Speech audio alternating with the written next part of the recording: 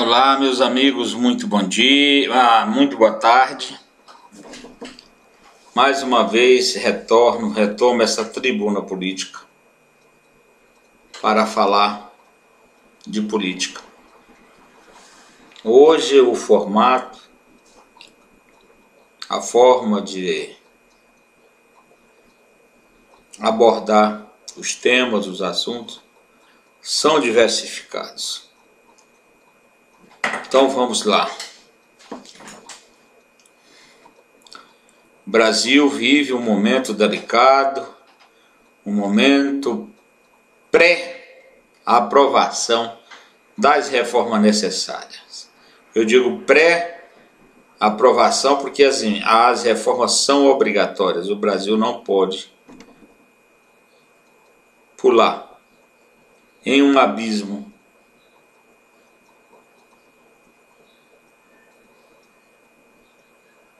podendo evitar o constrangimento de passar por uma situação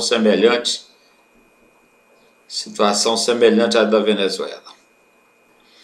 Por isso eu digo, o Brasil tem que aprovar, primeiramente, essa reforma que já se fala nela de forma maçante, que é a reforma da Previdência. Depois da reforma da Previdência, temos que aprovar a reforma tributária. Depois da reforma tributária, temos que fazer a reforma política que traga no seu bojo a reforma partidária. O Brasil está ingovernável com quase 40 partidos. Todos formados na esteira de buscar recursos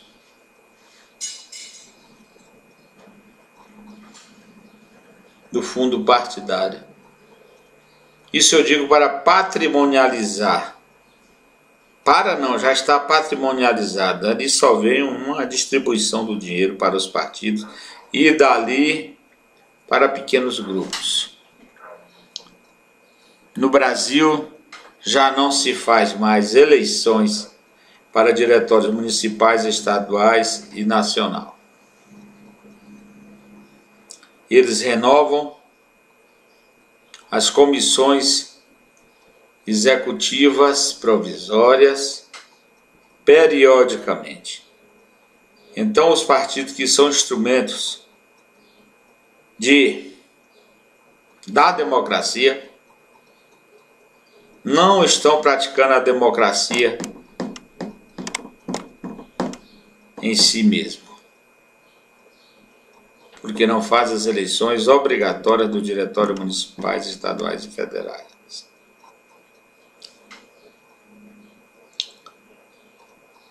Os partidos no Brasil hoje não são cobiçados mais só pelas eleições, mas muito mais pelo fundo partidário, que é uma mina muito rica para os dirigentes tradicionais de partidos. É uma vergonha isso. Queria que a sociedade prestasse atenção e que o Ministério Público fosse presente nesse setor também. Meus amigos e minhas amigas, acredito que uma reforma constitucional mais ampla seria necessária, principalmente visando um pacto federativo mais real.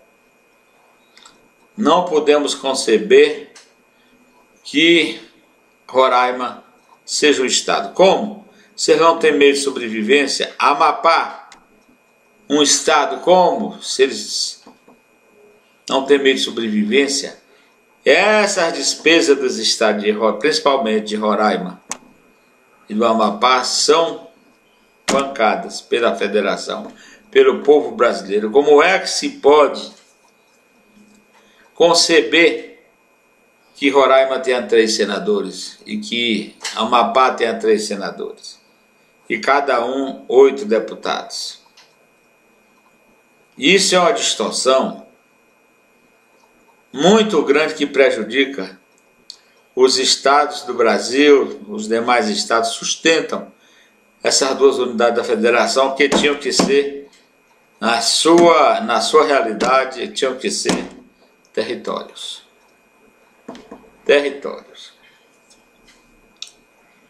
Agora são estados. Veja bem, da mesma forma que senta no plenário do Senado o senador de São Paulo, sendo o senador do Amapá, estado que tem menos votos que Ribeirão Preto. Essa é uma realidade cruel, são as distorções que o Brasil contém na política e na economia.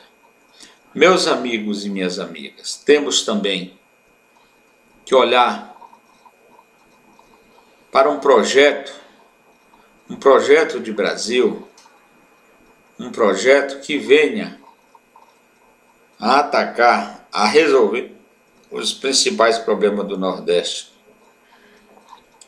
Enquanto a União não organizar o setor produtivo do Nordeste,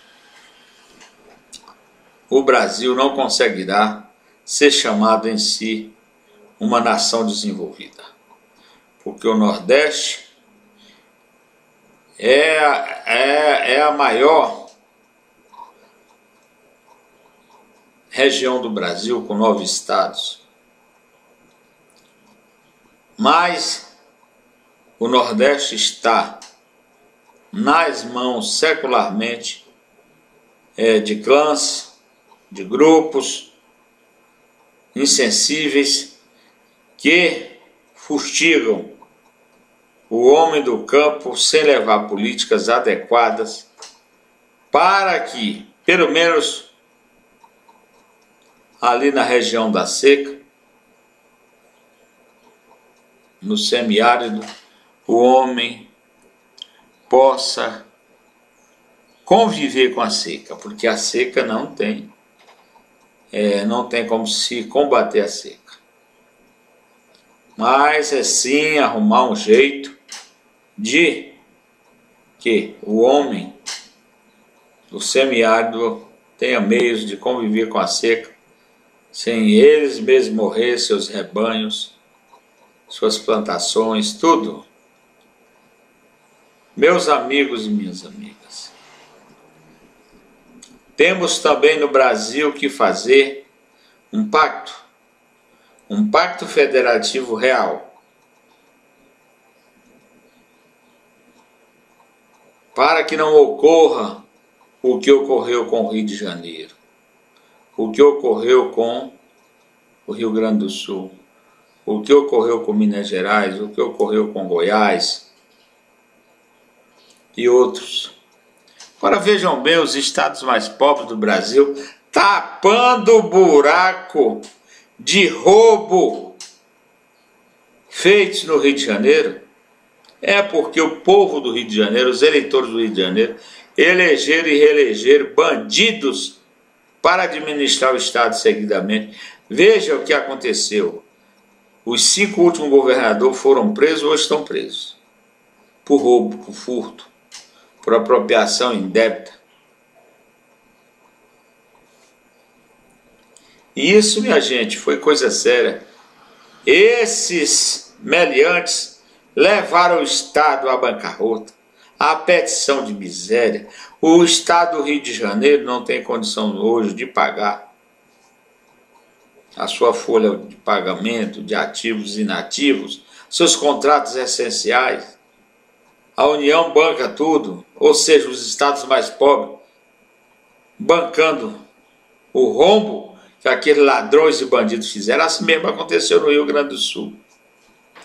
Rio Grande do Sul, que se gabava de ser uma unidade da federação diferenciada, ela é sim hoje diferenciada pelo roubo, pelo furto, pelos malfeitos da administração pública. Porque lá no Rio Grande do Sul também elegeram e reelegeram ladrão de todas as matizes para governar o Estado, administrar o tesouro do Estado e caíram onde caíram. Estão numa situação incontrolável. Lá também as contas estão sendo sustentadas pela União, ou seja, pelos estados mais pobres. Então temos que ter um pacto federativo onde exista principalmente uma fiscalização nas regiões administrativas do país, dos 26 estados. Eu chamo de região administrativa porque o Brasil, apesar de ser chamado de federação, é um estado unitário. É um estado unitário, onde a União concentra quase todo o orçamento e é responsabilizado por quase tudo, mas não faz nada.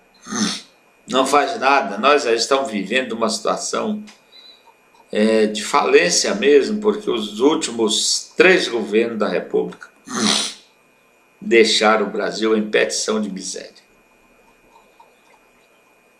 Temos também, meus amigos, que apelar para um projeto mais sério com relação à energia limpa, energia renovável, qual sejam energia solar, energia eólica, energia que venha do dendê, energia que venha da soja, energia que venha da mamona, energia que venha da cana-de-açúcar. Enfim, o Brasil não pode deixar como está deixando, em função de uma expectativa de extração de petróleo no território nacional.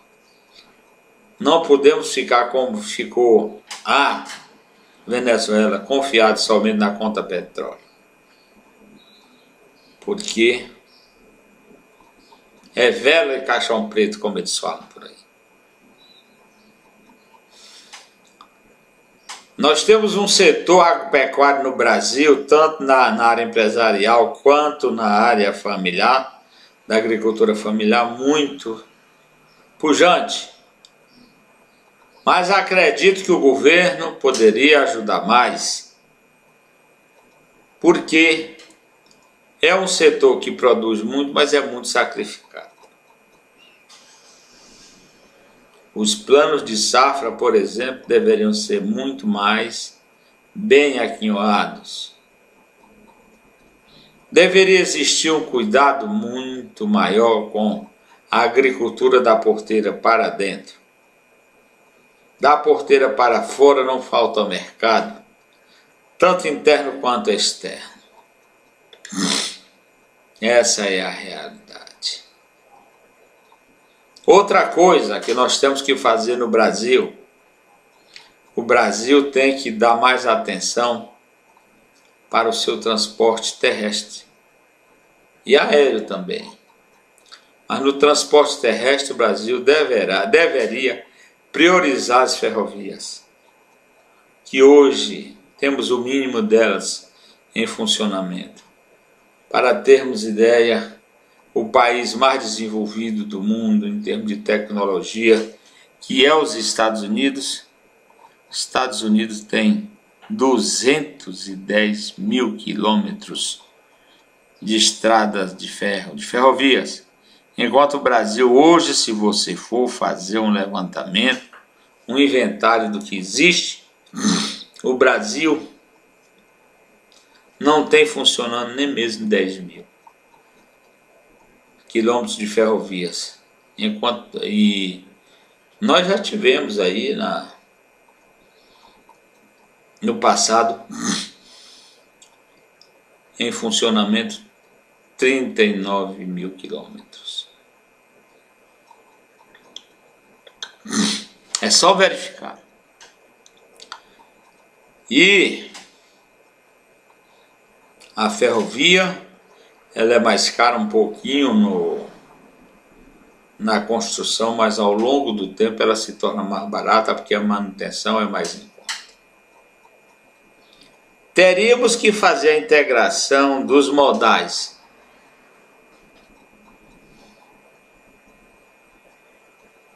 terrestre e aeroviários, construindo aeroportos no Brasil com fito, com a intenção da exportação de frutas, principalmente na região Nordeste e na região Centro-Oeste.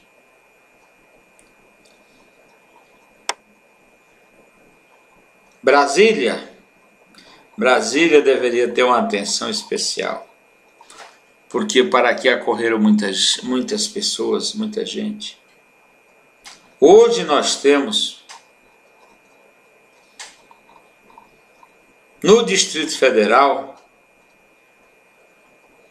no mínimo, segundo as estatísticas, 350 mil desempregados. E isso é muita gente, a criminalidade aumentou no Distrito Federal de uma forma assustadora. Foi eleito aí o senhor Ibanez, governador do Distrito Federal. Contudo, Ibanez é um chegante aqui no Distrito Federal, não conhece. Eu milito na política do Distrito Federal desde 1978, quando um grupo de jovens, principalmente, nos reunimos para lutar pela emancipação do Distrito Federal. Minha gente, eu nunca vi esse Ibanez em lugar nenhum. Em lugar nenhum, em nenhuma reunião, falando sobre os problemas do Distrito Federal. Então ele se elegeu focando mais em uma área muito carente nossa aqui, que é a área da saúde, mas depois que ele se elegeu a coisa piorou. E piorou muito, não é uma cobrança apressada não, mas piorou, é só verificar as filas dos hospitais, o sofrimento do povo do Distrito Federal, que precisa do SUS, da saúde pública. Meus amigos e minhas amigas, o Distrito Federal, eu lutei pela emancipação política federal, mas às vezes me arrependo, minha gente. Às vezes me arrependo porque nós tivemos aí para trás alguns governadores ladrões, outros incompetentes, e agora um neófito que foi eleito, o senhor Ibanez, que não conhece nada nesse Distrito Federal, e ainda para agravar a situação, ele trouxe escórias de outros estados para compor o governo do Distrito Federal, como fez trazendo pessoas expulsas da política do Maranhão para assumir espaço de governo aqui, principalmente na área ambiental. Esse é o governador que nós temos aí. Um governador que, infelizmente, podemos dizer que é um governador neófito em termos de Distrito Federal, não conhece nada, está aí posando de estadista, mas longe disso. Fez uma composição também com pessoas ignorantes com relação ao Distrito Federal. Onde é que ele pensa que está? Falando para quem? Esse é o governador que nós temos aqui no Distrito Federal. Não adianta dizer que nasceu aqui, que foi criado no Piauí, né? Mas ele está parecendo o governador do Piauí daqueles mais atrasados. É isso que acontece. Meus amigos e minhas amigas, no Brasil nós temos diversas situações que temos que resolver. Uma delas é acertar na eleição de governadores para o Distrito Federal e mesmo para outros estados, tipo Rio de Janeiro, Rio Grande do Sul, Minas Gerais, Goiás, para que a gerência, a governança desses estados e do Brasil seja a melhor possível. Meus amigos e minhas amigas, outra coisa que nós passamos aqui no Distrito Federal, no Distrito Federal e no Brasil, é pelo problema da violência. Minha gente, veja o que aconteceu agora recentemente em Manaus. 50 e tantas pessoas mortas dentro de um presídio, sendo que lá elas estavam e estão sob a custódia do Estado. Então é problema do Estado, é responsabilidade do Estado que aconteceu. Que a partir do momento que o sujeito vai para dentro de um presídio, para trás das grades, a responsabilidade é do Estado, e o Estado não protegeu a vida dos detentos, dos condenados, dos apenados. E assim foi cometido, já agora por uma repetição da barbárie, outro massacre aconteceu, da matança, da mortandade de presidiários. Meus amigos e minhas amigas, eu acho que eu ficaria aqui, dias falando sobre o problema do Distrito Federal. Mas sei que vocês não têm a paciência,